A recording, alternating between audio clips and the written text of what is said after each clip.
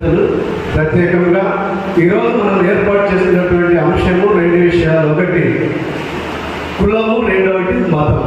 మతం అనేది మనకు ఫ్రీడమ్ అనేది కాన్స్టిట్యూషన్ ప్రకారంగా ఎవరైనా ఏ మతాన్ని స్వీకరించవచ్చు, అది ఒకటి. మరి కులం అనేది వంశపరంగా వచ్చేటువంటిది. ఈ కులం అనేది మతం స్వీకరించినందు వలన కులము మారదు.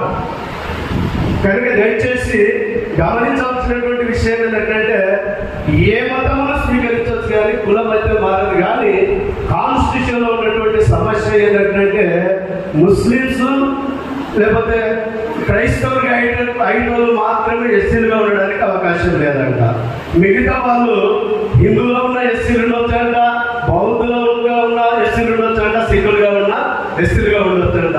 అలాంటిది కాకుండా క్రైస్తవులమైనటువంటి మనమందరం కూడా దళితులము, మనం ఒక సామాజిక వర్గానికి సంబంధించినటువంటి వారము, మనము కులానికి సంబంధించినటువంటి వారము. ఈ కులం ఎక్కడ పోదు, ఈ కులము అందరికి ఉండేలాగా ఈ హక్కును సాధించుకోవడానికి ఈ కార్యక్రమాన్ని ఏర్పాటు చేసినారు. కనుక మనమందరం దాని కొరకు ముందుండి పోరాడాలని చెప్పి కోరుతూ ఈ సభ ఇచ్చిన ప్రజలకు కృతజ్ఞతలు.